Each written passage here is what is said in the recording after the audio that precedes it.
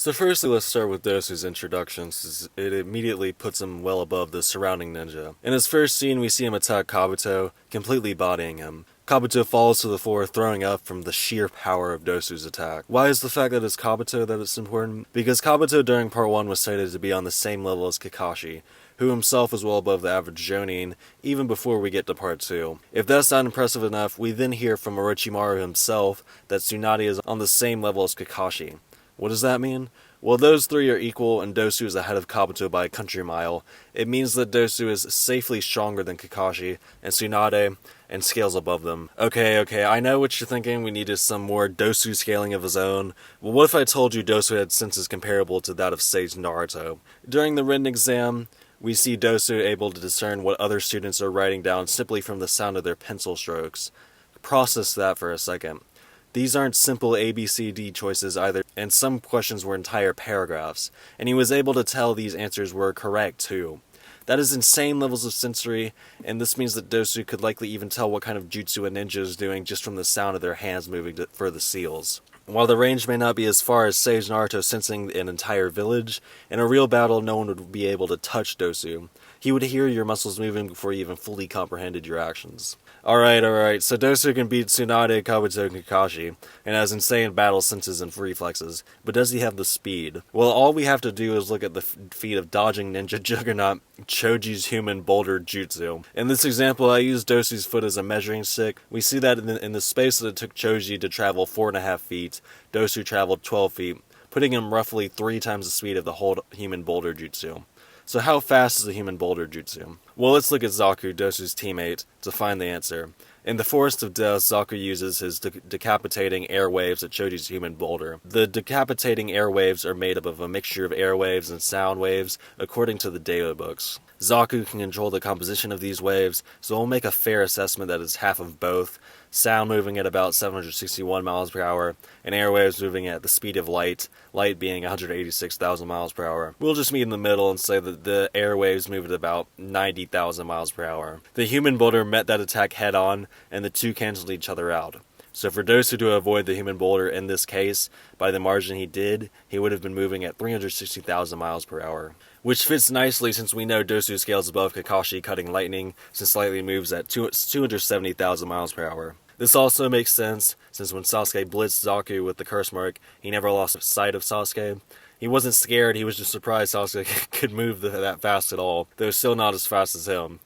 Only reason he didn't kill Sasuke was because he realized something was up with Orochimaru since he gave him the curse mark. So Dosu is a better ninja than Kakashi, Tsunade, Kabuto, has incredible senses that put Sage Mode Naruto to shame, and makes Kakashi cutting lightning child's play. How strong is Dosu? Well, first thing we'll look at his confrontation against Sakura, where Sakura sets a massive log trap. Based on Zaku's height, factoring distance from the log is 26 feet long and 10 feet wide, which equals to 2,042 cubic square feet of wood. Assuming it's an oak tree, that means it weighs 91,890 pounds, which would 100% kill anyone else in the Forest of Death.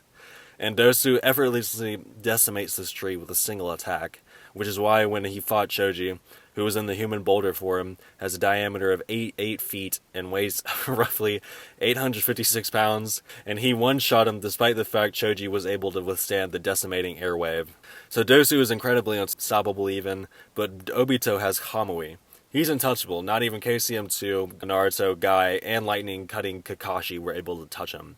What could Dosu have? Well, as I stated earlier, Dosu scales above all of them with his insane speed feats, so already Obito is going to struggle to avoid attacks from such a fast opponent, and has incredible sensory abilities. But to drive home that Kamui is useless in the face of Dosu's sound attacks, even if Obito could react to Dosu's physical attacks, the sound waves would still hit Obito's ears, immediately crippling him. Since the sound-based attacks ignore durability, you can't resist it. Not even Kakazu's raw durability would work. Once Obito is down, he may try to use wood jutsu, but unfortunately, as we just clarified, Dosu can tear through it like butter, meaning Obito is utterly helpless. But hold on, there's a big sand elephant in the room.